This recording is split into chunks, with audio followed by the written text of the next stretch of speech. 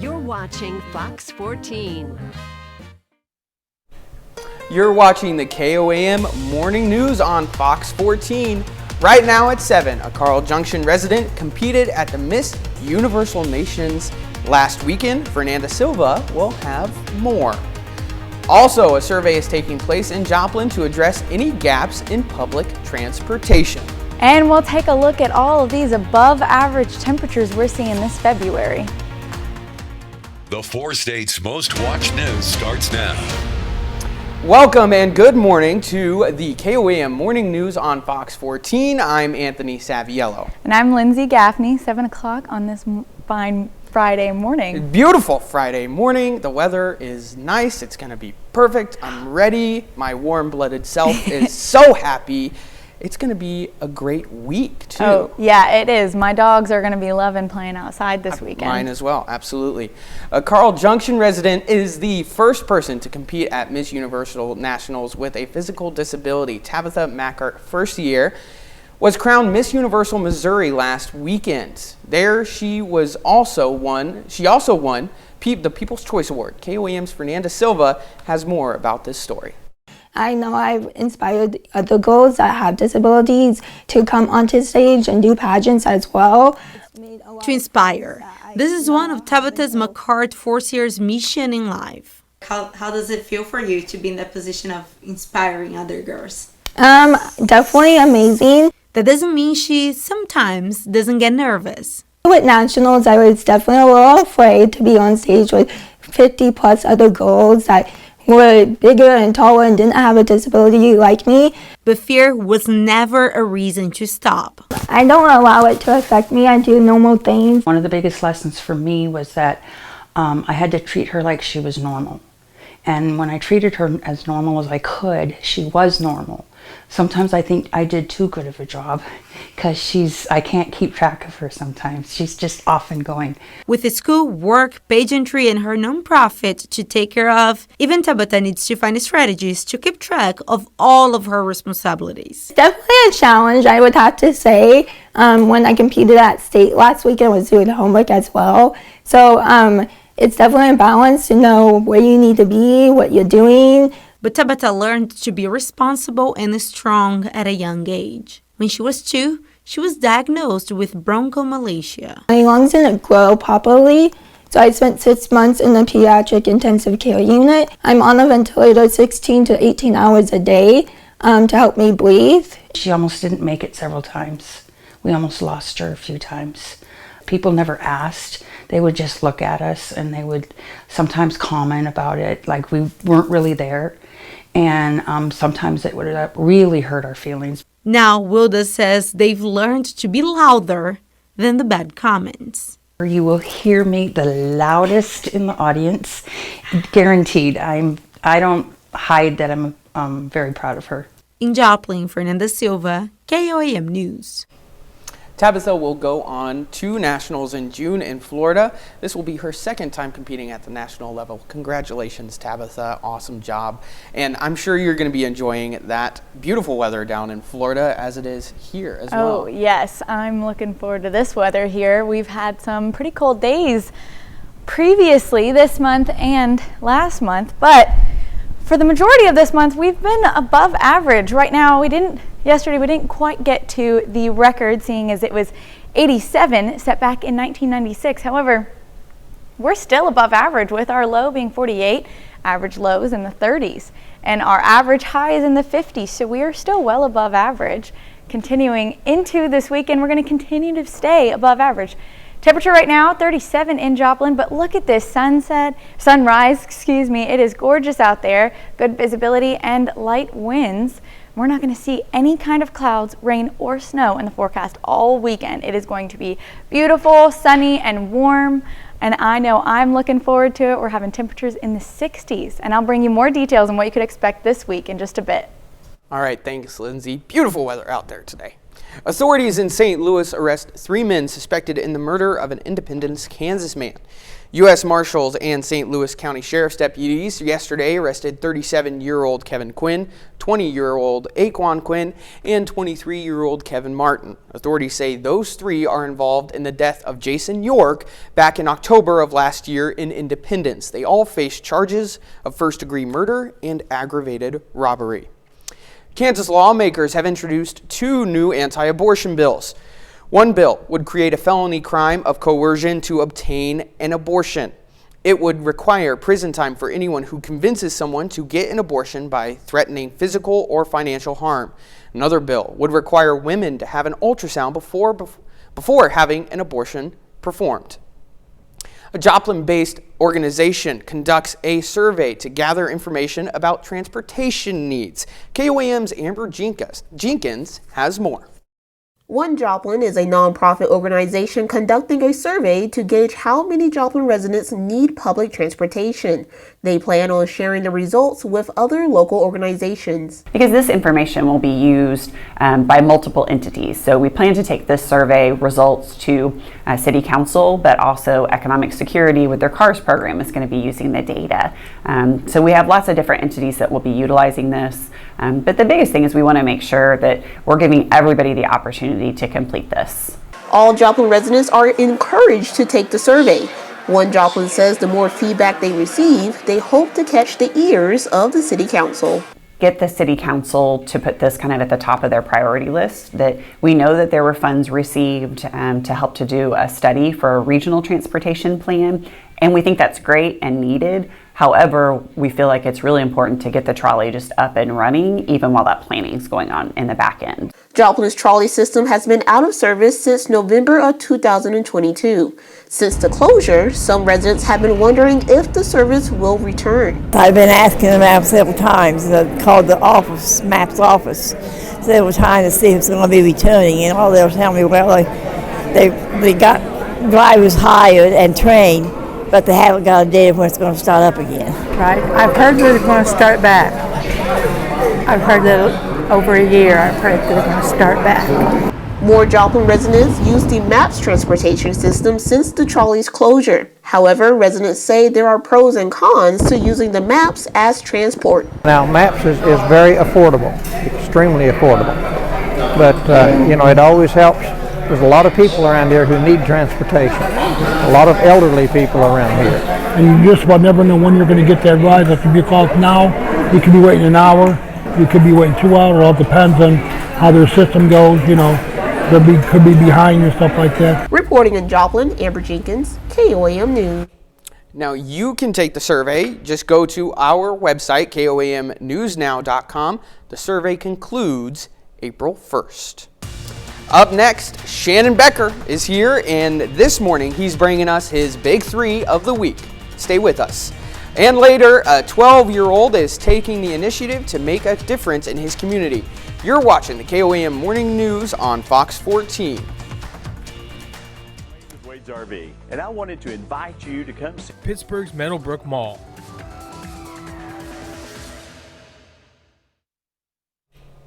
Welcome back. We've got Shannon Becker in the studio with us. Big three news stories of the week. Good morning to you, Hello, Shannon. sir. Let's take a look. Big three stories. What's live and local and happening where you live. Webb City the other evening, a car, what a routine traffic stop would be, decided not to pull over and lasted about 3-4 minutes. A pursuit through Webb City ending at the east roundabout. Webb City police officers spiked this little white devil. Then it crashed into the median there. Well, you know what I mean. Anyway, the driver decided to run on foot as he ran across the highway, then fell in some mud, and then he got pepper sprayed. It's sort of like, what more could happen? Yeah. Well, had to go to the hospital. How about that? Some broken fingers probably, maybe some ribs. So there are charges for the driver. Next time, just pull over, even if you have a simple warrant. Our number 2 story, KOAM News Now. 2 people missing from a crash, a violent rollover crash near Lakeside. Missouri State Highway Patrol Trooper T.C. Smith told us on the scene he believed that 2 people were in the vehicle. Witnesses told us that they saw them walking down the road and looked visibly injured, but they did not show up at a hospital. More details on that. It would just be leaving the scene of a crash would be the only charge, but sometimes if people have warrants or wanted by the police, if you want to say, they don't want to hang around. That vehicle was not Stolen, though, they said. Our number one story, KOAM News Now, Love's Travel Plaza. Here's a nice, fun story. Love's, right? They're going to make a difference in 2 local towns' economies. We're talking about taxes, talking about numerous jobs. This is where Love's Sarcoxy will occupy the former Town and Country Motel and Restaurant. That's been vacant for nearly 30 years. Also in Jasper, right there across from Pete's, they'll occupy 22 acres. The city is already making preparations to build infrastructure for them, different sewage stuff and everything. So it's kind of exciting stuff. Love's Travel Plaza, they're building right here locally again. And then our bonus story of the week, taking a look back to February of 2004, it was on Highway 59 at Bronkbusters. It was a fire that Carthage Fire Department responded to assist Diamond Fire Department, claiming the life of Carthage firefighter Steve Fierro. His friends and family and those who've known him knew him his whole life, including his daughter was there, gathered to remember him this last Saturday. It's been 20 years. They gather every year there to remember him in town. Great guy, great firefighter, and out of the tragedy of all this, they still tell his story to the new firefighters that I guess you can say you learn from your mistakes, which is so bittersweet of a thing, but it was a senseless reason why he had to die. But anyway, fire departments now work a lot closer together, even though they're in different towns. Some are volunteer, like we talked earlier. They still have to be more cohesive, because that's kind of essentially what had happened there. Huge shout out to our first responders and everything that they do.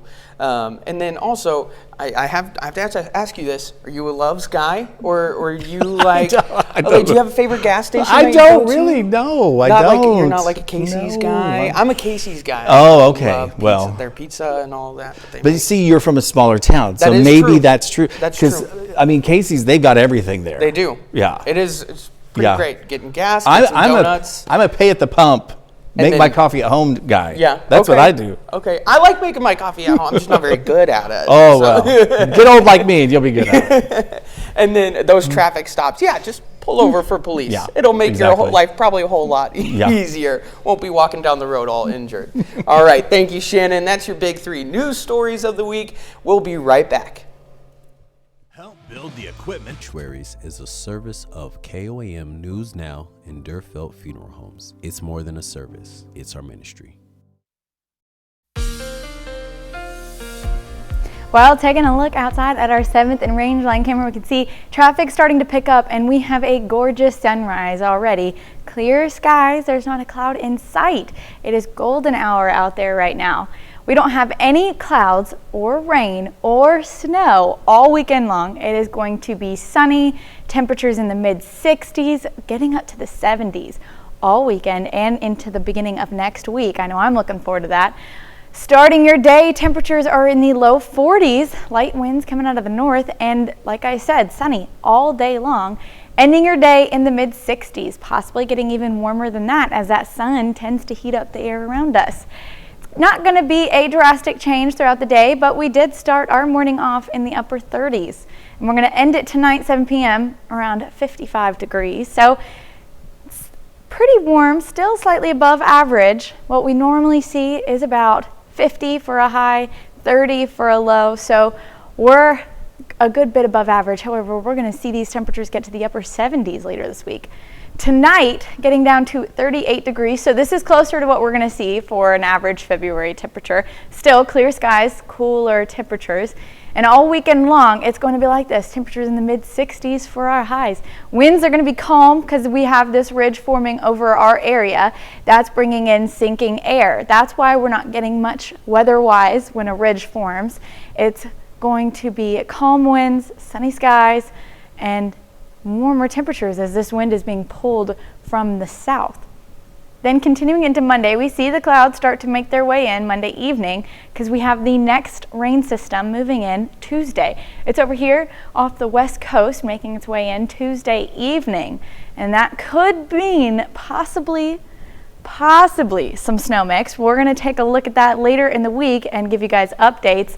But for this weekend, temperatures in the mid-60s, getting up to the 70s, all sunny until Monday evening. We'll see those clouds roll in.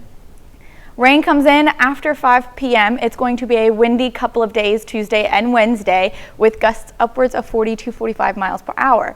Along with this rain system, and like I said, some possible snow mix as we continue into the week, we'll see how that develops. Temperatures starting off in the 70s, upper 70s, 53 for our low on, or our high on Wednesday. That's in the morning time, and it's going to continue to drop. For midday, we'll be in the 30s Wednesday, dropping down to 27 for our overnight low. And then next weekend, sun comes back out. We'll see temperatures warm back up to the mid 60s. By next Sunday, we could have another rain shower, and we will keep you guys updated on that. Now, we'll have more news for you after the break. It's a beautiful morning, Scotty. From Hero Fund USA. Visit KOAMNewsNow.com/HeroFund for the application and guidelines. A 12-year-old boy is making Easter baskets filled with toys, but the baskets are not for him. He's making them for homeless families. Fox's Litsa Pappas has more. Josh Souden is busy going through boxes and boxes of donations filled with toys. He plans to make hundreds of Easter baskets for homeless children in the Worcester area. I feel like every holiday, I feel like a kid should have like a very important memory. It doesn't have to be like, oh, I got the latest thing. I feel like it should be like spending time with their family. Josh is just 12 years old, and he came up with this idea all by himself 4 years ago after visiting his own family in a shelter. We went to help my sister move out of the shelter right before Easter, and we were making a basket for my nephew, and he had asked, are these good kids going to have Easter? So the donations grew every year by word of mouth. Last year, Josh helped make 175 Easter baskets for local shelters, and he plans to top that number this year. We're so impressed that he continues every year to want to make it bigger and bigger. Josh says this year his goal is to donate 250 Easter baskets. And you can see their family room is already packed with hundreds of donations from around the country. It's definitely grown like wildfire this year. The Soudens are extra thankful for the support, especially after a tough year. Last year, right after we delivered the baskets, we became homeless, and we were in a hotel from the end of April to the week before Christmas. So Josh and his family know firsthand how nice it'll be for so many kids to get these baskets. They'll include not only toys and treats, but also essentials like baby shampoo. Makes me feel really happy. Wow, that makes you feel good. Makes us feel good about our future and the kids who are doing such great things. Happy Easter to everyone. I hope you enjoy it. I know I'm looking forward to Easter and hunting eggs. That's my favorite part about hunting eggs, is just hunting eggs. So awesome. You're an awesome kid, Josh. Coming up, history was made yesterday with the first commercial moon landing.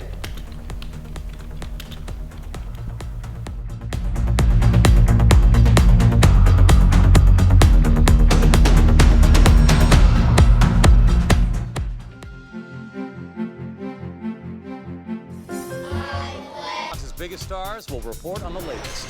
Wow, doing the short jokes. The 4 states' most watched news starts now. Welcome back to the KOAM Morning News on Fox 14. It's currently 7:27, and I'm Anthony Saviello. The Fort Scott Chamber of Commerce hosted a job fair yesterday. Job seekers had the opportunity to visit more than 31 booths and a variety of employers, recruiters, and community resources. For one of the recruiters, the event served as a potential safety net. It's been a really good turnout today. So the employers, what I had counted prior to today, there's about 43 employers here and 360 jobs total combined that they have open. So it's anything and everything under the sun that they have available. So manufacturing, there's office jobs. We have like I said, we have the military recruiters here as well. So just different options. Kansas Works also attended the event to provide additional resources and assistance. The U.S. will experience a total solar eclipse this spring. While the path of totality won't pass across many states, southeastern Oklahoma will fall directly in the path. The path of totality will completely cover McCurtain County.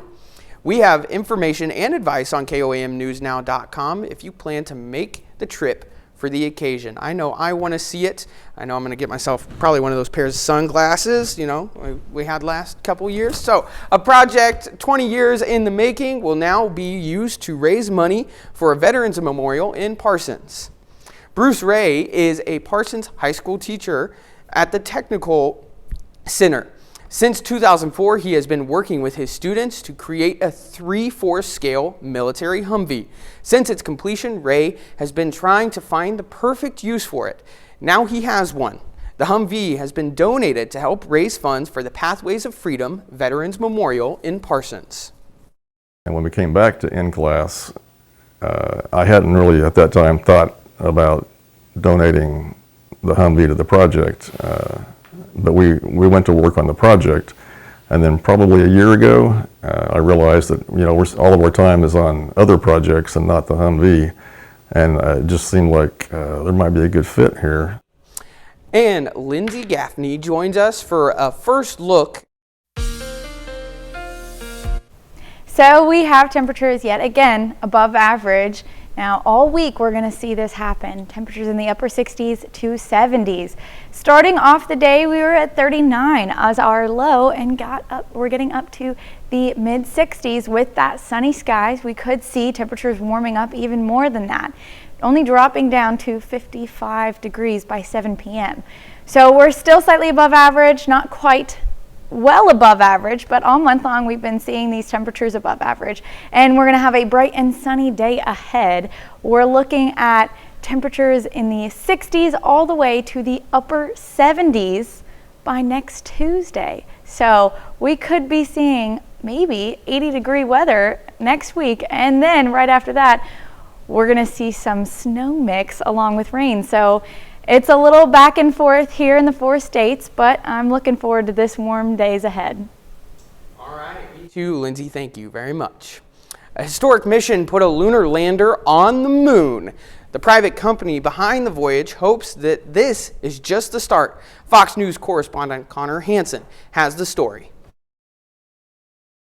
Odysseus has taken the moon. For the first time since the Apollo mission more than 50 years ago, the U.S. is on the moon. But this time it's a private company, Intuitive Machines, behind the mission. It follows several other recent attempts from different countries and companies.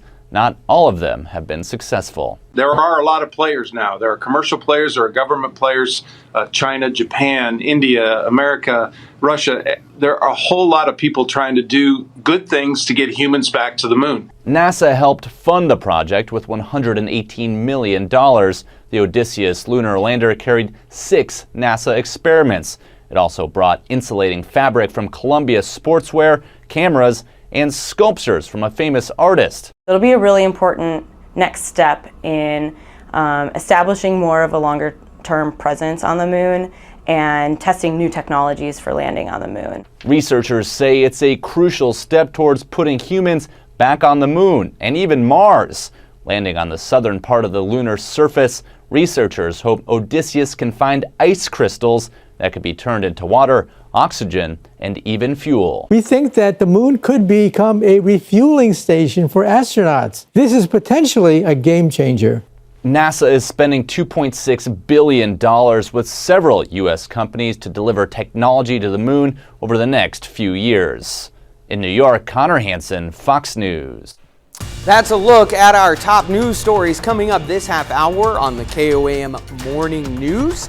Shane Spears joins us this morning to share how you can help the Spring River Pioneer Days. The cost of education can be a tough burden. Plus, Grammy Award winner Ani DeFranco and Jordan Fisher perform from Broadway's Hadestown on the next Tamron Hall, this morning at 10, right here on Fox 14. The Spring River Pioneer Days may be a little ways off, but that's not no reason to start thinking about it. Shane Spears, you're here with us today. You're going to be talking to us about the weekend chili feed. Tell us about it, Shane. Welcome. How are you, Thank sir? You. Doing well. Good, good. So what is, for those who don't know, myself included, because I'm, unaware of it, what is Spring River Days? Spring River Days is going to be a new event that we're having in Verona, Missouri. Okay. We're going to have reenactors that are coming from Kansas, Texas, and Oklahoma. Basically, it's going to be reenactments all day long. We've got a stagecoach that's going to give us some rides, have pony rides for the kids, all kinds of vendors, stuff that are going on, food trucks. And then at 5 o'clock in the evening, we're going to have a bank robbery. It's going to be a Jesse James style bank robbery. They're going to show for entertainment and have everybody sitting back and be able to watch. And then after the bank robbery, we'll have a fireside camp, basically, and you can hear stories with the historians and actors. Yeah. So have s'mores and everybody can just kind of relax and enjoy talking with the ones that they met. Yeah, full immersion, just kind of like enjoying history there. Yeah. Missouri Cowboy Poets Association is going to be there as well, doing cowboy music and poetry throughout the day with us. Love it. So it'll be fun. Right on. So talk to me a little bit about the purpose of the chili feed as well that you have going on. Okay. As well. We have to have fundraisers. We're a non-for-profit organization, so we don't have any funds that are available. We have to get out there and actually work hard and earn those funds so that we can have the actors, the poets, the stagecoach, those things that are coming to the town. You know, we've got to be able to provide their income as well. Absolutely. So, and we hope to have a lot of people come out for the chili feed. Okay. And so what times, when is the chili feed? It'll be tomorrow night. We're going to start at 5 o'clock, and we're going to go to about 9, depending on when we run out of chili. Okay. So, and where do people need to go? They're going to come to Verona. We have a new community center that's just opened, and we're going to have it inside the community center. Okay. And I'm sure it's just going to be a whole potluck of chili and everything? Yep, going to have different kinds of chili. I'm going to have hot and mild. I've got some venison chili I'm going to do. Okay. And I'm stuck being in the kitchen for that. So. That's okay. That's okay. I love me a good chili. Oh, yeah. So I absolutely love it. And so Spring River Days, full immersion, taking us back to the Wild West days. Right, I love the frontiers, yes. Yeah, absolutely. We'll have an Indian village and a teepee village where, I mean, in the Westerns, you see they roll up in their stagecoach and wagons, and all of a sudden the town's born. Well, where did they live? Sure. They actually had a town built with teepees or tents, and they lived in that while they built the town. So we've got that area where they can show, have historians available as well. So this is the first year for it? Yes. And how does that make you feel? How excited are people to actually have this go? I mean, talking to people, they're really interested. We've gotten it seems like everybody was wanting to do something. They had years ago, the Lions Club in town had an event, and it kind of fizzled out. And there's the park. You know, we got 2 big parks to have things at, and nothing going on. Yeah. We have our Easter parade, or Easter egg hunt, and then a Christmas parade, and that's usually it. Yeah. So we want to do some other stuff. Yeah, absolutely. Great new event. Thank you so much, Shane, for coming in and talking to bet. us. Appreciate it. Check out the chili feed happening tomorrow and Spring River Days coming up. We'll be right back. Savings, visit us today and let us help you create a beautiful home.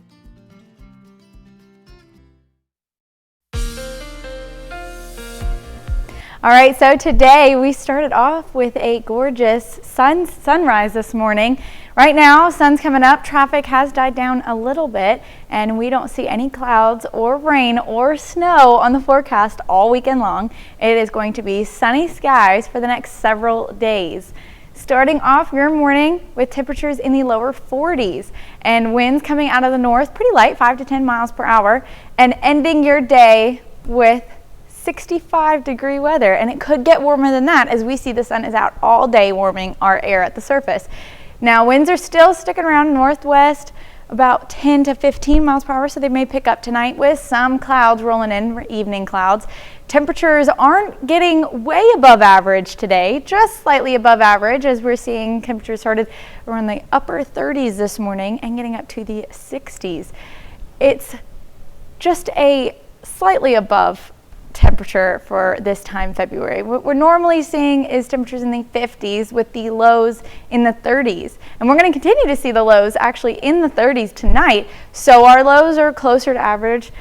Clear night still ahead, maybe a cloud here and there, but for the most part, for the next several days, it is going to be gorgeous. We have this ridge forming over our area, and I know I talk about this a lot, but a ridge brings sinking air, and it's also going to bring air from the south. That's why we're seeing all these warmer temperatures, calmer winds, and clear skies. That's from this ridge that forms over our area, and it's sticking around for a while. It is very slow moving, wide ridge across the area. Then we see the clouds start to roll in Monday evening as our next system starts to approach Tuesday.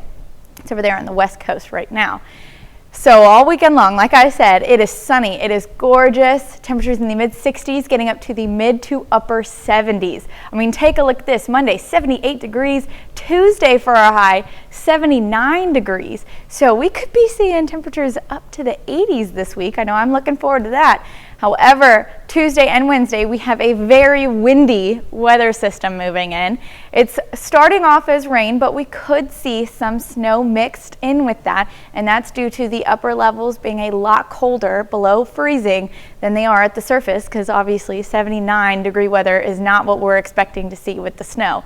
Now it's dropping those temperatures a lot, 53 as our high on Wednesday, and that is in the morning. It's going to continue to drop. By midday, we're seeing temperatures in the 30s, and for our overnight low in the 20s.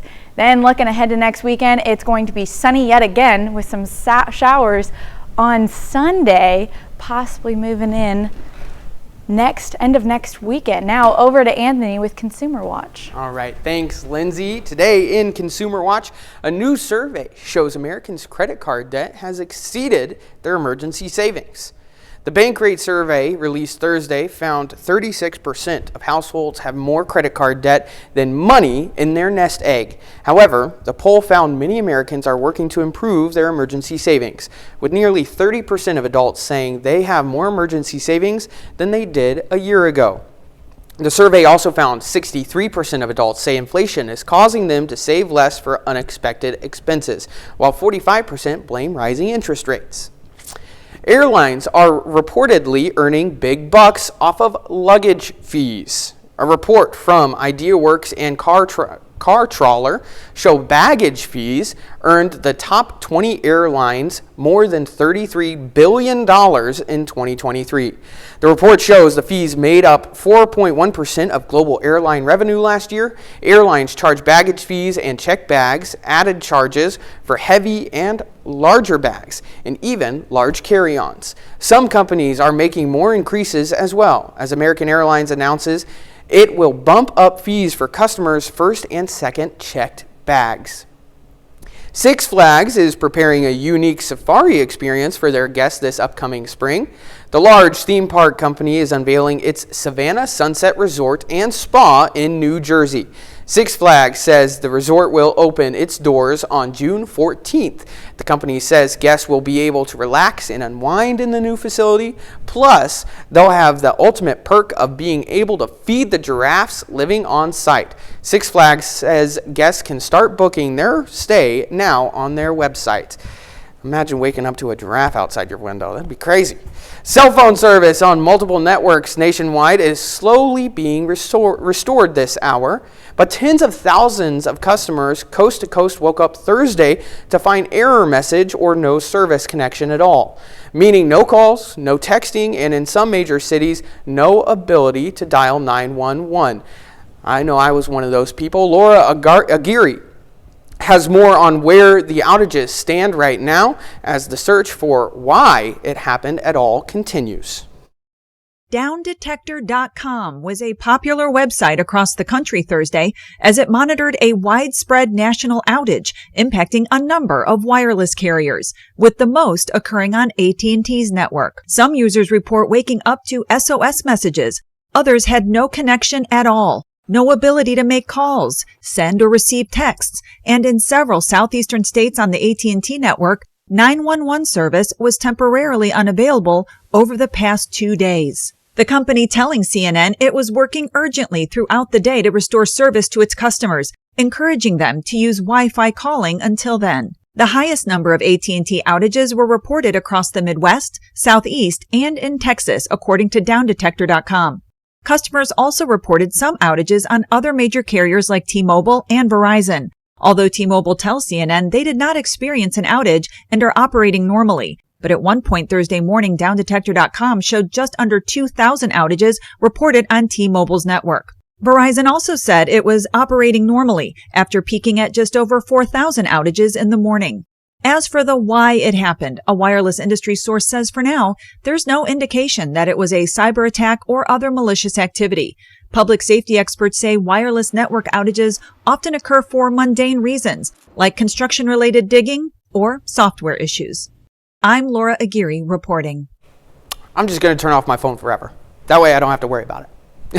As of Thursday afternoon, AT&T said it had restored service to all affected customers and sent out a statement apologizing to its network users. The Federal Communications Commission posted on X Thursday afternoon that its Public Safety and Homeland Security Bureau is investigating the exact cause of the outages. And that wraps up our Consumer Watch this morning. Let's take a look at market prices before the opening bell.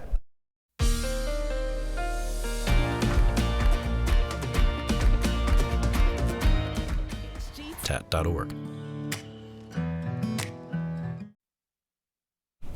There is a museum in Kansas whose purpose is to help preserve a small yet impactful piece of history.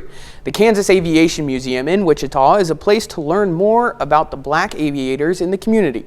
Julia Daughtery introduces us to the director of the museum and the grandson of a black pilot. Black pilots have always had a significant influence on aviation, especially here in Wichita, Kansas, the air capital of the world. Collectively, we know the Tuskegee Airmen. We don't know a lot of individual stories. Colonel Boyd was a Tuskegee Airman, and then in his time in Kansas, he served in various positions across the state in the aviation world with the Department of Transportation.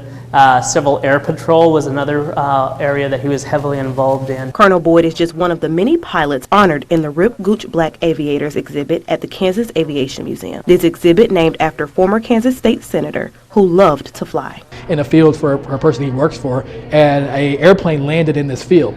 The pilot had some type of emergency type of experience, and he had to land in the field, and he got out, and it was a black man. And he said he never forgot that day. It was the first time he saw that black person flying an airplane and even realized that black people could fly an airplane. And he said ever since then he was hooked on wanting to fly. Rip's grandson, Kerry Gooch, says aviation has always been a part of his family's history. My grandfather was a pilot, obviously. My dad was a pilot. In my family, you have to get your pilot's license before you get your driver's license. So literally I've been flying airplanes by myself longer than I've been driving a car by myself. Senator Gooch died in 2021 at the age of 98. His love of flying lives on through Kerry, who remembers his last flight with his grandfather. Coming back from Atlanta, we actually had to basically fly all the way south down through Oklahoma because we were flying the same direction that President Joe Biden was flying. And so we ended up getting clearance to kind of fly next to Air Force One as we were flying back from Atlanta, which was I just thought was really, really cool. So again, that was my last airplane flight with my grandfather, and again, one that'll just kind of stick in my mind forever. Forever, just like the life and legacy of Senator Gooch and other black aviators who played a pivotal role in the Kansas aviation history. Across from the aviation exhibit is tower access. Just a few small steps, and you're here in the top of the tower to watch planes land, take off, as well as planes who are stationed here strictly for the museum. I'm always trying to get everybody in an airplane. It's my first thing is I usually talk to somebody about is, hey, do you interested in going flying? I again grew up in aviation, grew up flying, so for me it's always been a normal thing, but the thing that I enjoy the most about being able to fly is being able to expose other people to that opportunity. Very cool new exhibit. Now we are going over to Lindsay for another look at our forecast. All right, so we woke up this morning with clear skies. I saw the moon as I was driving into work today. Temperatures in the upper 30s to start. Right now they're in the low 40s, and we're going to get up to the mid 60s. Looking at 66 degrees. However, with that sun shining on us all day, we could see temperatures warming up even more than that, possibly getting up to the upper 60s. Now, all weekend long, we're going to be seeing these temperatures in the mid 60s, all the way getting up to the mid 70s. By early next week, we'll see temperatures in 78 to 79 region. So I know I'm looking forward to that. It's going to be sunny all weekend long, not a cloud in sight. And it's going to be warming up all the way through our next rain system moving in on Tuesday. And we'll have more details for you all weekend long with that. We'll have more after the break.